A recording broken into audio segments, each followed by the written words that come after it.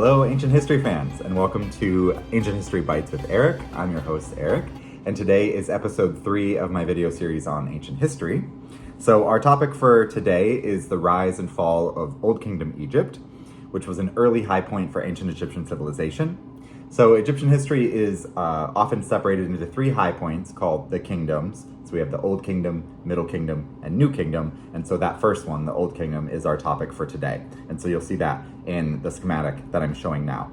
So as you'll see, this period lasted almost 500 years, and it was followed by the first intermediate period, which was a low point for the civilization when power devolved to more regional levels. So this is a big point, or a big period in ancient Egyptian history, and it's typically seen as sort of the initial apex of Egyptian civilization. So it's a fun topic to talk about. It's the time of the pyramids, so we'll get to talk about those fairly in depth. So I'm very excited for that. So the first part of the episode, or most of the episode, we'll devote to history, talking about different kings and what happened and all that kind of stuff. But then the second part of the episode, we'll talk a little bit about art and culture. So I've picked a couple of artifacts that I think are really unique and interesting that I found at different museums. And so we'll take a look at, from the Old Kingdom period, and so we'll take a look at those and see what they have to tell us about ancient Egyptian culture and history. So, Old Kingdom Egypt, it was a period that saw a real flourishing of early Egyptian culture and civilization, and we see a break from sort of the prehistoric forms and styles. So in the first few dynasties, it still had sort of this prehistoric character. There was a lot of connection with those older civilizations that we talked about before. But in the Old Kingdom, things really changed. There were new centers of power, so the pharaohs built new cities, new planned cities, and sort of the older cities fell into, or became less prominent. So there was sort of a rethinking of Egyptian civilization. And power was extremely centralized in the pharaoh in this period, and ancient Egypt was essentially a totalitarian state. The pharaoh had basically all the power, a huge amount, and so he was able to siphon off the agricultural surplus that the farmers were producing because Egypt was so fertile, to do whatever he wanted with it. And so basically what he did is he led massive state-led construction projects, most notably the pyramids. And so of course these were largely constructed just to glorify his own power, even in death, because they were houses for his body in the afterlife. These resources also went to producing beautiful works of art, like statues of the pharaoh, and to engage in international trade to obtain luxury goods for the pharaoh. So in this early period, really, all this extra potential of Egypt was being funneled to the pharaoh and his relatively small entourage. So a very unequal society. There is no doubt about that. And so in the early years of Egyptian statehood, actually before the Old Kingdom, the kings had moved the capital, the center of power of, pharaonic civilization, to Memphis, which is right on the border between Upper and Lower Egypt. And so we've talked about this before, but just here's a map so that you can see exactly where it is that this capital was. And so there was a massive redistribution of wealth from all of the regions and the provinces to the capital and to Memphis, where the king lived. And not coincidentally, that's where the pyramids were built as well. So as we're looking at all these glorious buildings and fancy art pieces, we shouldn't forget the human cost of all this grandeur. The vast majority of the population were agricultural workers engaging in back-breaking labor day in and day out to produce this food surplus that funded everything. And that, it would go to the pharaoh so that he could build all these magnificent buildings and make Egypt great in his eyes. So it's not to say that these regimes were always violent and repressive or anything like that. I mean, they could be, but it didn't always require that. For most people, the fact that the pharaoh was on top of society and, had a lot better consumption than the rest of them, this probably seemed like the natural order of things, because in their mind, again, going back to ideology and how important that is, in their minds, the pharaoh was the living manifestation of a god, and he was just in charge, and so he deserved those things. And so they probably seemed very natural, and the natural order of things, ma'at, like how society should be structured to have this king at the top. And not to mention, this is pretty much the norm across the ancient Near East, or pretty much the world.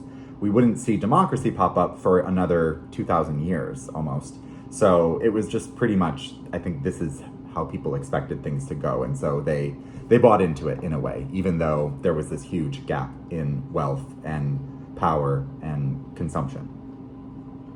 So you'll notice today as we're going through this history, much about what we'll talk about is architectural, so buildings. And this is largely because that's what we have. These buildings were made to last, they were made of stone, very impressive, and so they've lasted, so we can continue to study them. And they're some of the only artifacts or things that we still have from that period. And so that's what we're able to tell history with. There are some documents that have been found and other things that have survived. Some of the documents like short biographies of kings that were written by later kings, a few manuscripts discussing expeditions to help build the pyramids. These were called the Red Sea Scrolls, I think. And so those are really important and a very interesting look at sort of the day-to-day administration or how they procured the materials for the pyramids. So we have those to rely on. But really, other than a few things here or there, the pyramids are what we've got. So that's what we'll talk about. And not just the pyramids, other monuments and stone structures as well. But we don't have a lot to go on, so we'll have to kind of focus on what we know. So today we'll begin our story of the Old Kingdom with the kings of the 4th dynasty. These were the great pyramid builders. These kings produced probably the most iconic buildings of ancient Egypt, or really anywhere in the world. I mean, everybody knows the pyramids. They were a wonder of the ancient world. I mean, they were just amazing. And so, these kings are the people who built that, these 4th dynasty kings. And these pyramids were absolutely massive structures, obviously, that took an enormous amount of manpower to build.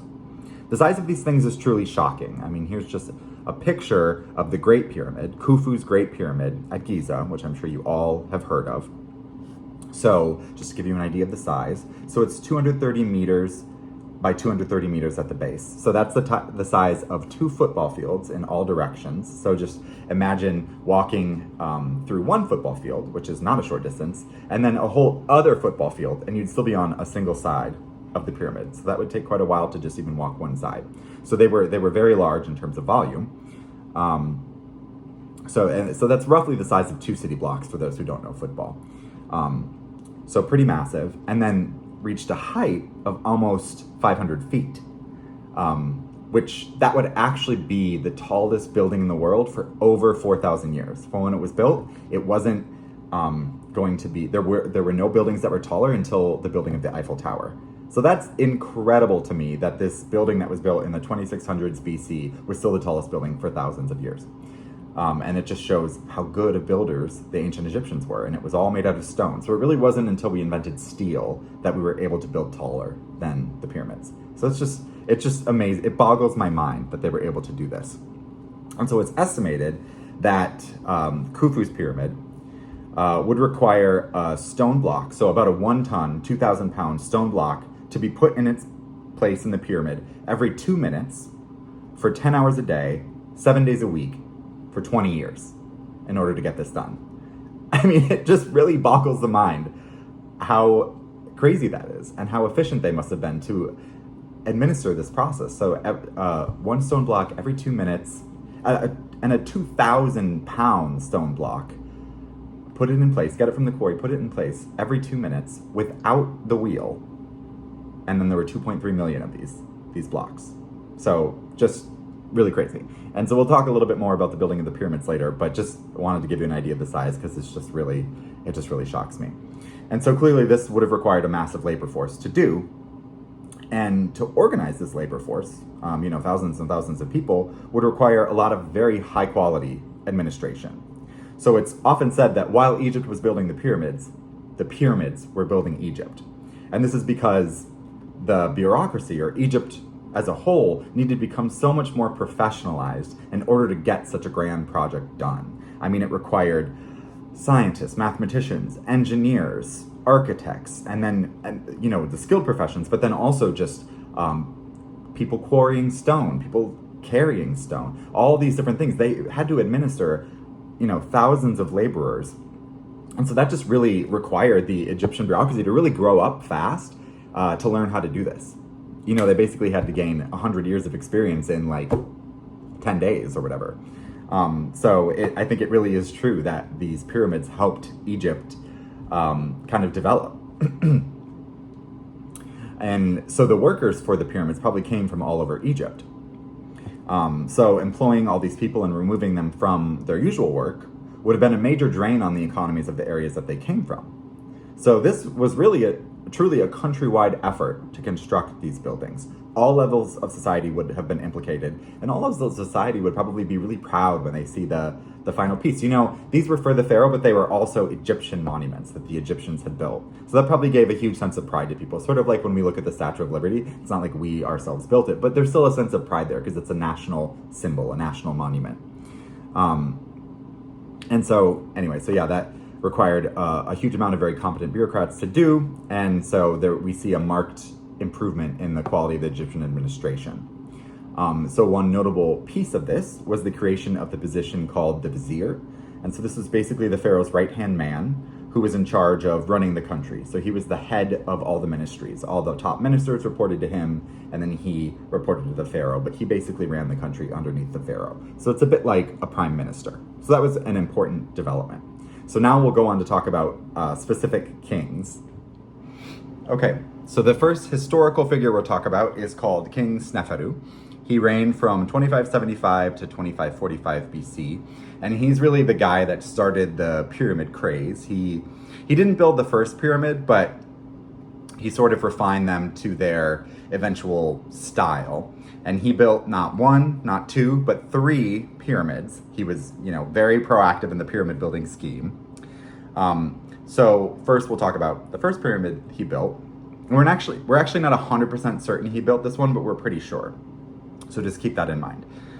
So in the early days of pyramid building, they were typically constructed as step pyramids. So that was just like, one gigantic stone slab on top of another in descending size. And so King Sneferu started out with one of these.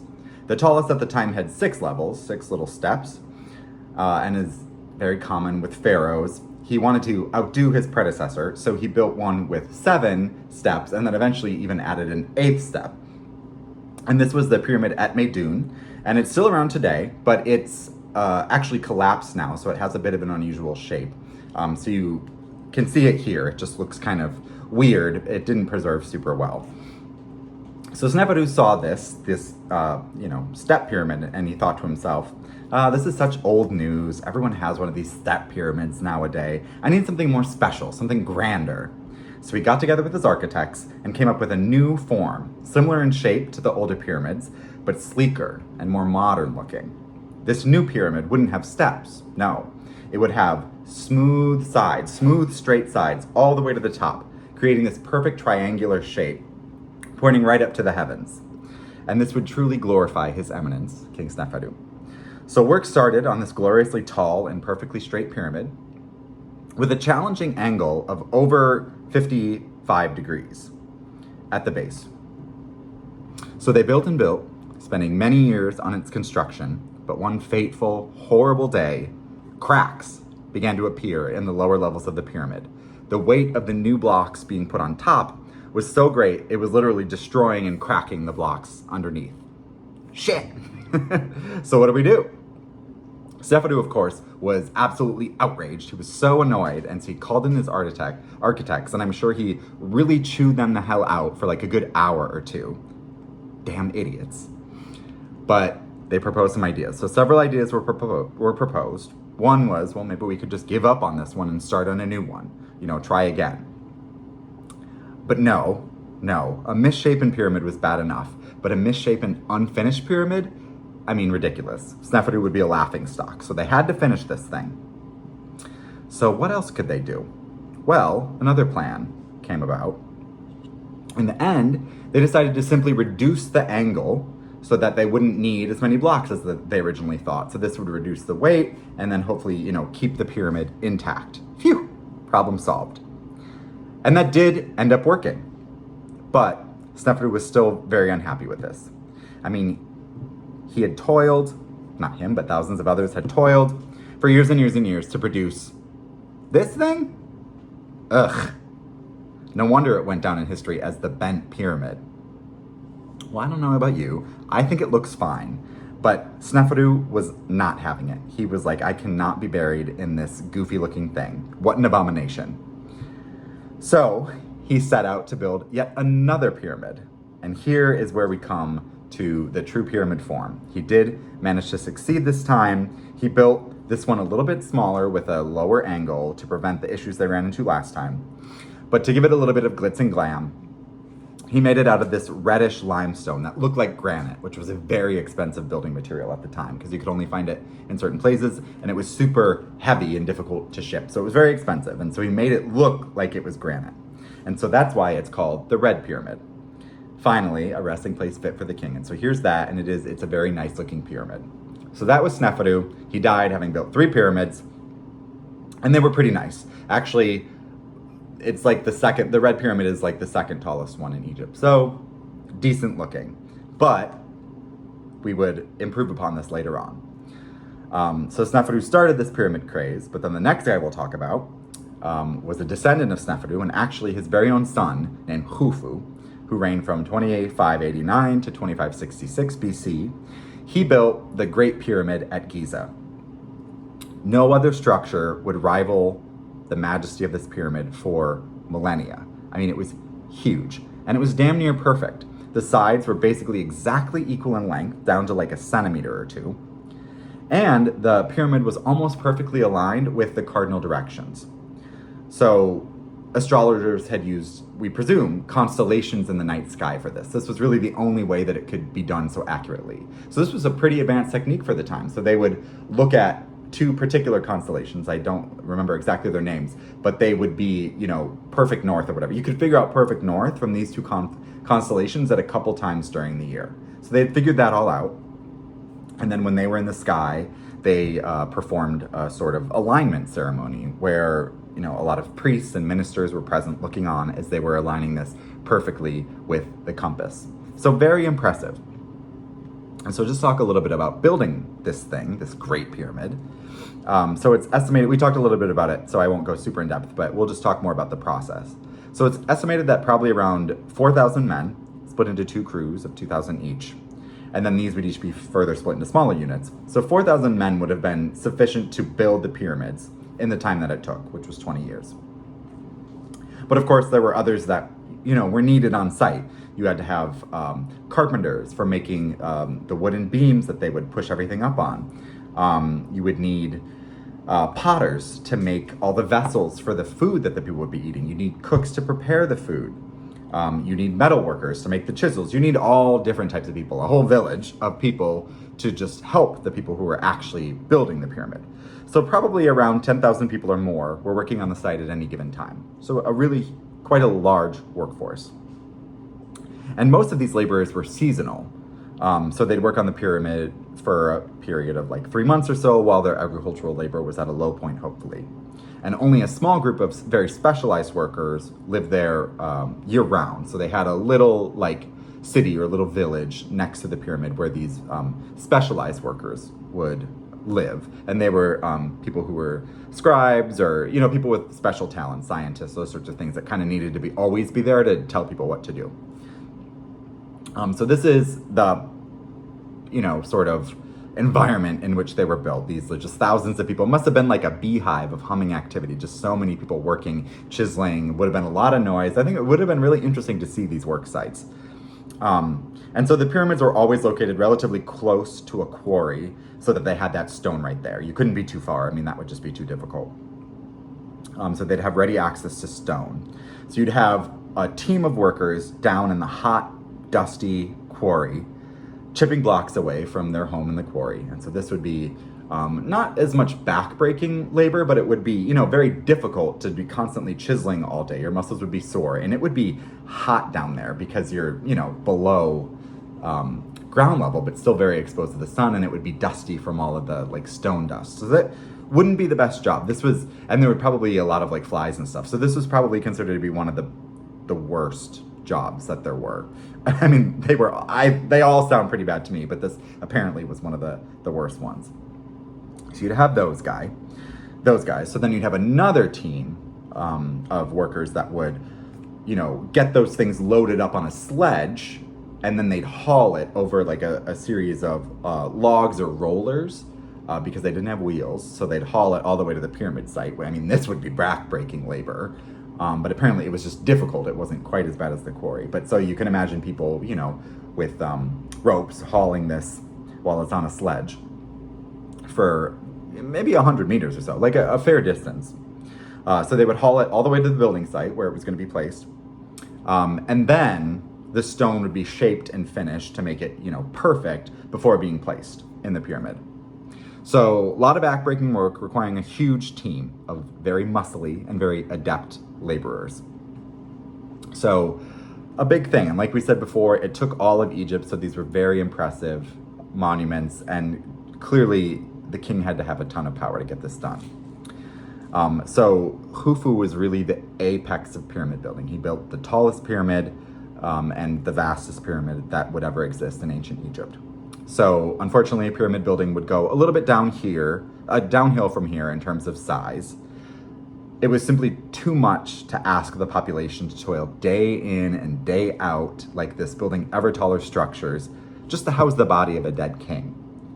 And in fact, Khufu would go down in Egyptian history as a tyrant, at least from the Greek tradition. Greeks recorded the fact that people really thought of Khufu as a tyrant, which isn't super surprising given how much work he made people do just for his, coffin.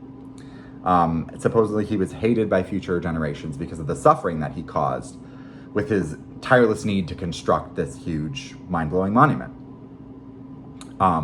So anyway, that is enough about Khufu, but he built the Great Pyramid, and his reign really marked the apogee of pharaonic power and pyramid building. Never again would kings be able to eke so much labor out of their subjects.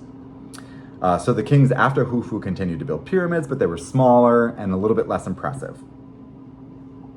So that was the pyramids. So we'll now skip ahead a few hundred years to talk about the 5th dynasty, because this is where we start to see a few cracks form in the very centralized structure of Egyptian civilization. Okay, so now we're at the 5th dynasty, which the years are shown here. So before we dive into talking about those problems that I just alluded to, we'll first talk about this noticeable change in the ideology of kingship that happened with these 5th dynasty kings.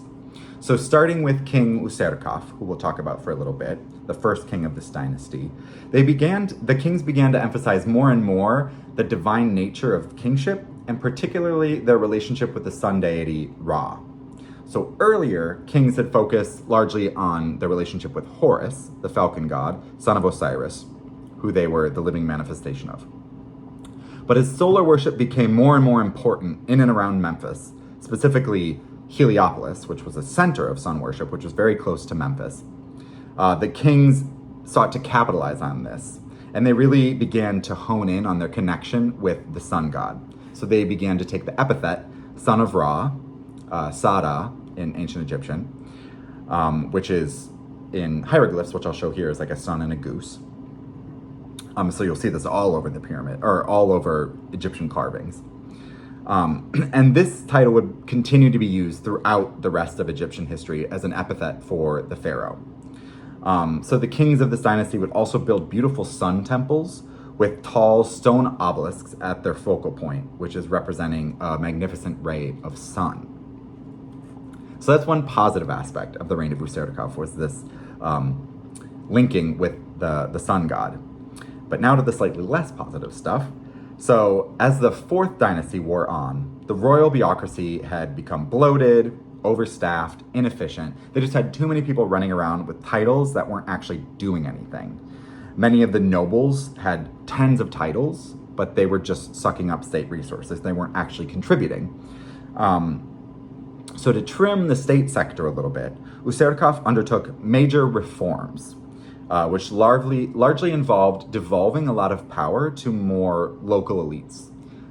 So he would fire people from the centralized state government because he said, you're useless. And then instead of having people in Memphis, dictating whatever's happening in the different regions, they would just allow the local governor to take a little bit more control because, he was there. He probably knew better what they needed, and he might be more efficient at that.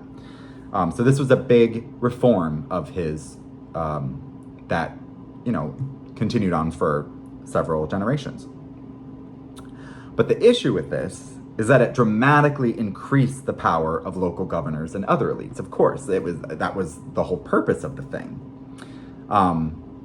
So they're starting to sort of siphon off some of the centralized royal power. And at the same time, the pharaohs had begun to remove themselves a little bit from the day-to-day business of government in order to focus more on their divine and ceremonial personae. So as they were becoming closer with the god Ra, they were sort of just taking up that more ceremonial aspect of kingship, like a lot of kings and queens do nowadays. So he was becoming more of a figurehead. Not totally, of course, he was still involved with the running of the country, but he was doing more figurehead things like festivals and religious ceremonies and that kind of stuff, rather than the actual day-to-day running of the state, which he let the vizier handle and the local governors, because they devolved power to these people. So we had an increase in power in the regions and a reduction of power for the pharaoh in terms of running the state. Well, so the outcome of this is fairly predictable, but it's going to take a very long time for the Egyptian state to slowly lose its control over the provinces and for power to decentralize. So it's in this period that we start to see this happening, but this devolution of power, but it's nowhere near complete. The pharaoh is still very much in charge. So it's actually in this period that we start to see an increase in the number and size of local official tombs. And so we actually get a good idea of some more daily life in the provinces from some of these more local tombs. So this dynasty marks the beginning of the end of Old Kingdom Egypt, but we still have a long time to go before the total collapse of central authority. So now we'll talk about King Unas, who's the last king of the 5th dynasty. And Unas is most famous not for his life, but his home after death. He had an absolutely magnificent burial chamber built to hold his body for eternity. So let's take a closer look at it because it is truly beautiful. So one big innovation of King Unas is that he was the first to actually have things written in his tomb. So you'll see when you look at the writing, there's writing all over the place, and he was the first to do this. So we call these the pyramid texts. And each column that you see is actually a single spell to help the king reach the afterlife. So there are spells to protect the king's body in his sarcophagus. There are spells to make sure that he's able to make the journey over to the western land, so across the sky over to the western land, which is what he needs to do to reach the afterlife. And then there's spells to make sure that he's accepted into the afterlife once he gets there. So these spells would eventually make their way into what's called the Book of the Dead. A better translation of this is the Book of Going Forth by Day.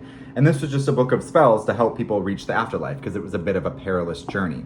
So there's spells for all different sorts of stuff. One of my favorite is the spell for not walking upside down in the land of the dead to make sure you're right side up. So there's a whole spell for that. So anyway, so this was kind of the origin of that. These spells were later popularized and compiled into the Book of the Dead, and people would be buried with this so that they would have their copy of the spells so that they could, read them in the afterlife when they needed them. And so some of these spells are really interesting. They really trump up the pharaoh's transformation into a god upon death. So much so that he's even seen to rule over the other gods in death, as Osiris does. So a couple of examples. In spell 144, it's written, "You are born for Osiris, O Horus. You have become more glorious than he. You have become more powerful than he." Talking about the king. And then in spell 146, "Osiris, you cannot have power over him. Your son cannot have power over him. Horus, you cannot have power over him. Your father cannot have power over him." We even see a spell where Unas is seen to be devouring the gods to gain their life force. So this is some pretty crazy stuff. This is unusual things for a pharaoh to be writing, like that he's more powerful than the gods and he's going to eat them in death. Kind of strange. So these texts are meant to portray the pharaoh in the most powerful light possible. And I do have to wonder if this is sort of a little bit of bombastery to cover up the fact that the actual real life power of the pharaoh was slowly declining in favor of these local officials. It's hard to say, but this seems pretty presumptuous and ballsy on the part of the pharaoh, saying he's greater than the gods and they have no power over him. So I think it's just kind of a move to puff himself up a little bit. But so anyway, that was King Unas, the last king of the 5th dynasty. So the last king we'll talk about today was basically the final king of the Old Kingdom. After his reign, Egypt fell into a period of decentralized rule and eventually a 100-year civil war. So pretty bad stuff.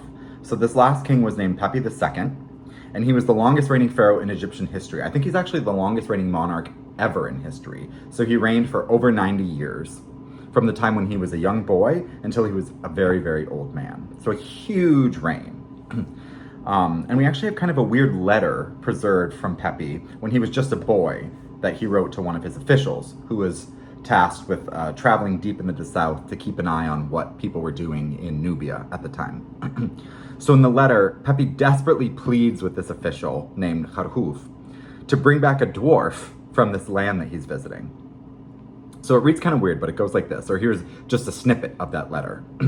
Come downstream to the residence at once. Hurry and bring with you this dwarf that you have brought from the land of the horizon dwellers, alive, prosperous, and healthy, for the gods' dances, to amuse and to delight the heart of the dual king Neferkara, who lives forever. When he goes down with you into the boat, have excellent people around him on deck, lest he fall in the water. When he lies down at night, have excellent people lie down around him in his hammock. Inspect 10 times a night. My Majesty wishes to see this particular dwarf more than the produce of Sinai and Punt. So it's really funny in this letter that at once you understand the king's young age, that he's just a boy. It seems like only a young boy could be so excited about this, giving specific instructions to check on this guy 10 times a night. So it really comes through in the letter. But it's also surprising how eloquent this letter is, given that a young child seems to have written it. I mean, presumably maybe he had a scribe write it and the scribe embellished a bit, but still, kind of interesting. And it's also just shocking to see how much the Egyptian pharaohs just treated the world like everything was theirs. I mean, the king is talking about a person who was like a living, breathing human being who presumably had a family and a life in Punt, where he lived, but he was just like, oh yeah, just take him and bring him home, like some sort of toy. So it's just always so wild to me, the authority that the pharaohs had, not even in their own land, but in other lands as well. It's just crazy, even when they were just little boys. Wild. So anyway, Pepi II, of course, would eventually grew up, and he presided over a pretty dramatic decline in central authority in Egypt. We don't totally know what happened and why power devolved so rapidly, but we have a couple of theories, and probably several of these are true at once. The main issue that we mentioned earlier is that local governors and officials were being empowered under earlier pharaohs in an effort to reduce the size of the government sector in Memphis. So as these local rulers got more power and backing, they had less and less of a reason to support this far-off pharaoh. And they really just kind of took their regions into their own hands and used the resources for their own benefit, rather than having to give part of it to the pharaoh. The other problem actually seems to be the dramatic length of Pepi's reign itself. So you can imagine seeing Pepi as a young man going gaga over this dwarf from Nubia, and then seeing him grow very, very old, into his 90s. So you'd really see him in all stages of life, not just the powerful, manly 25 to 40 something year old pharaoh who really commanded a room. You were seeing a lot more of him. You were seeing him when he was just a boy. So this might really shake your faith in the king as a manifestation of God that could lead the entire country, because you're seeing him in kind of these weak states, especially when he was getting old and very frail, into his 90s. Presumably, at this time, there wasn't a lot of medical care, so he probably had some difficulty getting around. So people seeing him like this probably kind of shook their faith a little bit in the power of the pharaoh. And they thought he probably couldn't lead the whole country. And it stands to reason that this might be the case. I mean, he was very old and frail. And beyond this, Pepi lived so long that he outlived almost all of his supposed heirs, the people that he'd set up to take the throne after him. Because life expectancies were short in this era, even for royalty. So Pepi's lifespan was probably in 0.001% of people. So most of his heirs would have died before he died. And so this lack of a real successor was probably a really big problem once he died. And so probably what happens is the local governors took that opportunity to seize power for themselves. And so that was the lackluster collapse of Old Kingdom Egypt in around 2100 BC. And so that's our story of Old Kingdom Egypt for today. So now we'll quickly move on to the arts and culture section that we'll just talk about real quick, a couple of artifacts from the period. Okay, so the first really cool artifact we will look at today is found in the Walters Museum in Baltimore. So this is actually a picture that I took of it. This is the Jubilee Cup of Pepi I. So this is actually a pharaoh that we did not talk about, but I just love this cup. I think it's very pretty. It's got beautiful hieroglyphs written on it. It's made of alabaster. And this is a commemorative cup for Pepi I's Jubilee or Sed Festival. So the Sed Festival was a really interesting festival that would take place in the 30th year of a pharaoh's reign, and then every 5 years after that, at least at the beginning. And the idea of it is, obviously it was a celebration of his 30th year, but it was sort of a ritual rejuvenation of the pharaoh's power and authority, and like a re-meeting or like a re-imbuing of power from the gods. So it was seen as very necessary to make sure that the pharaoh continued to have the authority to rule after he'd been, because 30 years by that time he'd be a relatively old man, certainly in ancient Egypt. So he would need this rejuvenation to keep being virile and have a lot of vitality. And it also just kind of helped to show the population that he still had the mojo, the stuff he needed to run the country. So the festival started quite early in Egyptian history, and it would last for a very long time, well into the New Kingdom, and they made it really big in the days of the New Kingdom. So it certainly changed over that time. So we'll talk about it, I think, how it was in the earlier days. So originally, one of the main parts of the festival was sort of a performative jog that the pharaoh would do around a track, seemingly just to show off that he was still fit and healthy and virile. So that was the main part of it. He would just do his little jog. I don't know exactly how long it was. It was probably kind of short, but maybe, like a typical track length that we have here, something like that. And this jog ritually rejuvenated the king and reaffirmed his relationships with the gods. And then, of course, after that, there'd be feasting and festivals. It was a big deal outside of that, but that was sort of like the ritualistic component. And these were really big occasions for the pharaoh that they wanted to immortalize. They were a big deal for him. So Pepi and other pharaohs as well made a bunch of these cute little commemorative cups that we're looking at that would be given out to attendees, kind of like we have from baseball games or whatever these days. So it's just very cute. I think it's kind of neat. And then on it, it's written like Pepi's, Jubilee Festival. So someone would be able to take this home and drink from it and, remember that they participated in this Jubilee Festival. So kind of a cute little thing. Okay, so that's that. So next, we'll talk a little bit about fashion in the Old Kingdom when we look at this figure of a man and a woman, which is a carving from the Old Kingdom. This is also a picture from the Walters Museum. I did not take this one, I just got it from their website. But so this just gives us a better idea of how people dressed in the Old Kingdom. These are very typical of how people were depicted in this era. We don't necessarily if they always dressed like this, but this is how they wanted to be depicted at least. So it was some sort of like, it's like if you were going to get a picture, you would wear something nice, you'd wear a suit, something like that. Like we don't always wear suits, but it's, we want to look professional, we want to look good, so we put on a suit for a picture. This is that outfit for the ancient Egyptians. So the first thing that I should note is Egyptians were almost entirely clean shaven. So they would shave their hair and they would even shave their body hair to protect from lice, because I didn't want to get lice, and they were very cleanly people. So they would shave, and instead of having hair, they would actually just wear wigs. And so you see these two people, that's not their real hair, it's their wig. So you see that the men typically wore a very curly-haired, kind of bob-looking wig that was actually kind of large. It sort of looks like they're wearing a helmet, but super curly hair. So that was the hairstyle for men. And then women typically wore longer wigs that had the hair bundled into little, bundles, and then would go fairly low, like past the breast usually. In terms of clothing, men are typically depicted in about knee-length kilts and completely bare-chested to show off their muscly frames from working on the pyramids or working on the farm all day. And then women usually had very long, ankle-length dresses that would have a little bit of a V at the top to show off a little bit of cleavage. So that was what women wore. And this would typically, or actually almost always, be made of linen, because that is the fabric that Egyptians had. So they grew linen and then were able to weave it into these garments.